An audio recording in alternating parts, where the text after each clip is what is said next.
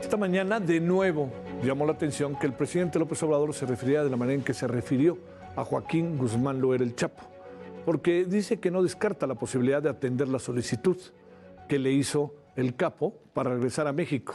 Esto por lo que, en una carta que le enviaron, se habló de tortura psicológica de la que es víctima en una cárcel de Colorado, allá en Estados Unidos. Todo esto vino a cuento y lo vino a confirmar José Refugio Rodríguez, es el abogado de Guzmán Loera, quien dijo que su cliente sufre de discriminación en la cárcel en la que se encuentra recluido, pues tiene prohibido hablar en español y comunicarse con otros reos. Por su parte, el secretario de Relaciones Exteriores, Marcelo Ebrard, aseguró que no le ve posibilidades a la petición del Chapo. O sea, se considera, pero no se ve claro exactamente qué puede pasar. Le pidieron a la embajada que hiciera algo de México en Washington, en Estados Unidos.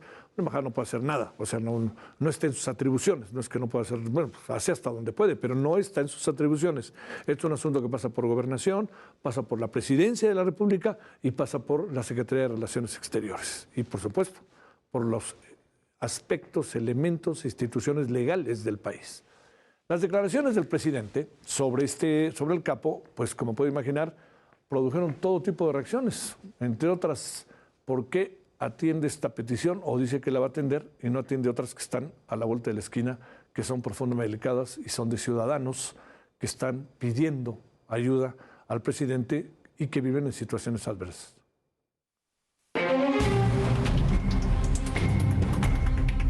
Diputados y senadores de oposición se pronunciaron en contra de la solicitud de Joaquín El Chapo Guzmán para que pueda regresar a México y terminar su condena.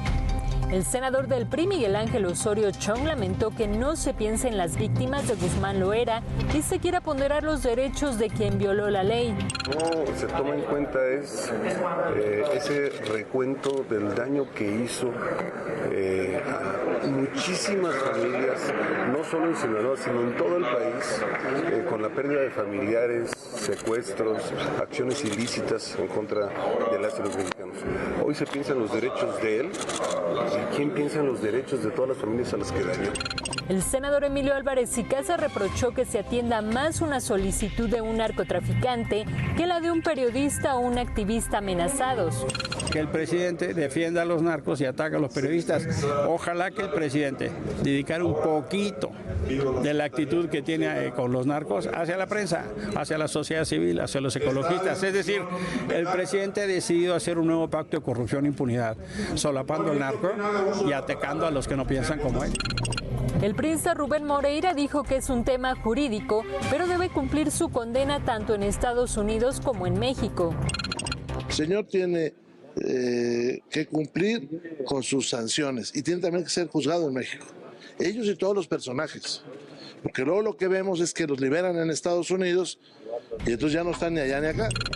Recientemente, Joaquín El Chapo Guzmán pidió la intervención del gobierno de México para regresar al país, a lo que el presidente Andrés Manuel López Obrador afirmó que corresponderá a la Secretaría de Relaciones Exteriores determinar si procede o no. Sin embargo, adelantó que sí se analizará. Hay que ver, yo respeto mucho esa postura, pero cuando se trata de derechos humanos, sí, hay vías y hay instancias internacionales. Entonces no es descartar, porque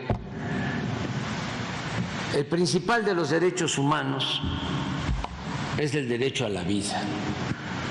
Entonces, a cualquier persona se le tiene que garantizar ese derecho. Nada más hay que ver si procede, no procede. Bueno, no queda del todo claro, ¿no? Un juez federal concedió una suspensión que frena la entrega inmediata a Estados Unidos de Ovidio Guzmán, quien es requerido por la Corte de un distrito allá en Colombia por delitos de conspiración para distribuir cocaína, metanfetaminas y marihuana. El juzgador dejó claro que la suspensión es para el efecto de que Ovidio Guzmán no sea extraditado y quede a disposición del juzgado de amparo en lo que corresponde a su libertad personal, en el lugar en que se encuentra recluido ya a disposición del juez responsable. La medida cautelar estará vigente hasta que el juez resuelva si concede la suspensión definitiva. Dicha audiencia está prevista, por cierto, para el próximo 24 de enero. Hablamos del lunes que entra.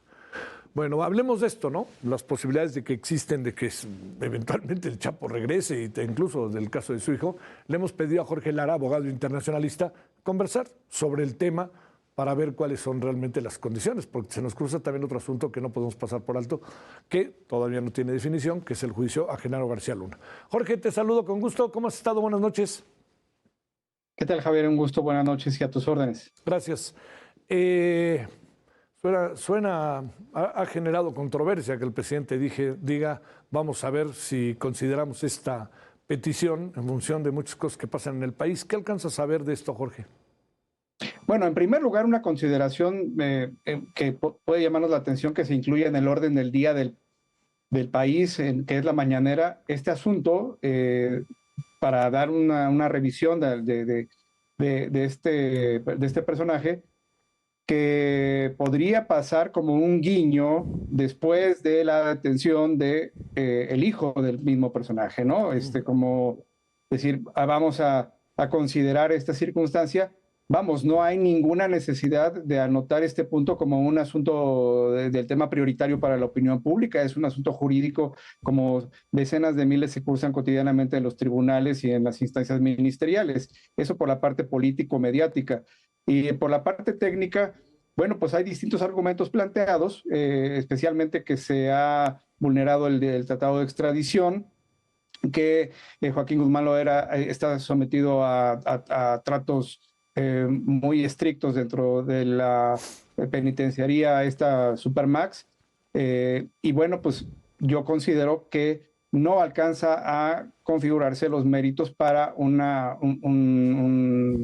traslado a México. No, hasta donde yo sé, no se está tampoco solicitando la repatriación como tal para que su condena termine acá, que por lo demás es inopinada pues por los propios antecedentes de que se dio 2 veces a la fuga. ¿Cómo ves el planteamiento del presidente? ¿Realmente crees que, no sé, tenga algo incluso que ver, una respuesta para que quede claro cuál es su posición? Me atrevo a decir, frente al cártel. Y segundo asunto, ya lo has dicho, pero déjame pedirte una profundización del tema, Jorge. Y segundo asunto, te pregunto, voces que he escuchado hoy es cómo es posible que el presidente considere esto y no considere, de nuevo, no es lugar común, el tema de los papás con niños con cáncer, papás y mamás de los niños con cáncer. Parece como una contradicción ahí medio singular, ¿no? Sí, a lo largo de estos 4 años de gobierno hemos visto un discurso explícito, decir, ya no vamos a combatir a los líderes de los grupos criminales. Por otro lado, vemos que el país sigue enfrentando una violencia de homicidios cotidianos muy importante, un contexto de inseguridad que es derivado fundamentalmente por la presencia, el control, las luchas de los grupos del crimen organizado en el país. En ese sentido, privilegiar en la agenda a uno de los liderazgos más importantes reconocidos por propios extraños para darle un tratamiento político, para darle un tratamiento incluso de ciertas consideraciones, pues sí llama la atención frente a lo que estamos viviendo. Y por supuesto, en el contexto del respeto a los derechos humanos, tú lo has dicho, el derecho a la salud, el derecho a la vida de cientos de miles de pacientes, tanto en contexto COVID como en el contexto de cáncer de menores, o el tema de los periodistas que tanto le irrita al presidente, pues sí es un contraste en el tratamiento de estos distintos casos, desde luego. ¿Qué crees que pase en el caso de Ovidio? ¿Crees que al final lo extraditarán o qué supones, bajo qué dinámica habrá? No le han encontrado, bueno, se habla de que lo encontraron en flagrancia y entonces eso sería una condición para juzgarlo en México, pero tengo la impresión de que están como esperando nomás un tiempo político para extraditarlo. Es la impresión que tengo. Bueno, en estos 4 años no hubo una investigación que llegase a configurar una orden de aprehensión doméstica. Él fue detenido y su detención fue sustentada por una orden provisional con fines de extradición. Y desde luego sabemos que los requisitos para colmar esta entrega pues son fácilmente asequibles por el Estado requirente, en este caso los Estados Unidos. Será cuestión de tiempo. Estos procesos a veces son largos porque los solicitados en extradición imponen una gran cantidad de recursos, amparos, como lo estamos viendo, se está defendiendo con todo Ovidio. Creo que es el tercer o cuarto amparo que propone y apenas está iniciando esta circunstancia. Esto nos podría hacer pensar inclusive que probablemente no le alcance el tiempo a este gobierno para entregarlo físicamente en caso de que se conceda la propia extradición. Una última pregunta, una opinión en lo que va, entiendo que va muy poco, del juicio a Genaro García Luna allá en Nueva York. Bueno, sí, efectivamente estamos apenas atestiguando lo que es la selección del jurado.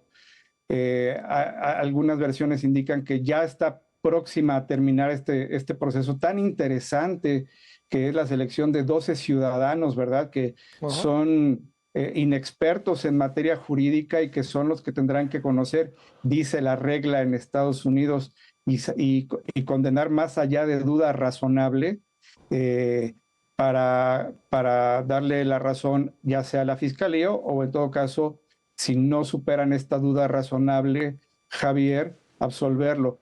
¿Qué es esta duda razonable? ¿Cómo la podríamos entender? Yo creo que todos hemos pasado en algún momento por alguna incertidumbre cuando alguien nos pregunta sobre algún acontecimiento y cuando uno dice, mira, no podría estar seguro, no podría yo afirmar, no estoy seguro. Ahí es cuando, por ejemplo, se configura una duda razonable, que es el tipo de razonamiento que se le exige a los 12 miembros del jurado. Digamos, la carnita de este asunto se verá en los próximos días, podría ser el viernes o la próxima semana, con lo que se llama argumentos de apertura, en donde la Fiscalía hace una presentación esquemática, sinóptica de todos los cargos y las pruebas que va a presentar, y la defensa, a su vez, argumenta refutando estos cargos. Entonces, ahí es donde vamos a ver exactamente los cargos, algo bien interesante, que hay una gran expectativa, que son los testigos que habrán de desfilar por ambas partes, y en ese momento es cuando ya empezará, digamos, la batalla de los abogados, que siempre es apasionante en estos casos. Te mando un gran saludo, Jorge Lara, abogado internacionalista. Gracias, Jorge, buenas noches. Igualmente, Javier, buenas noches. Gracias, buenas noches. Bueno, vamos a...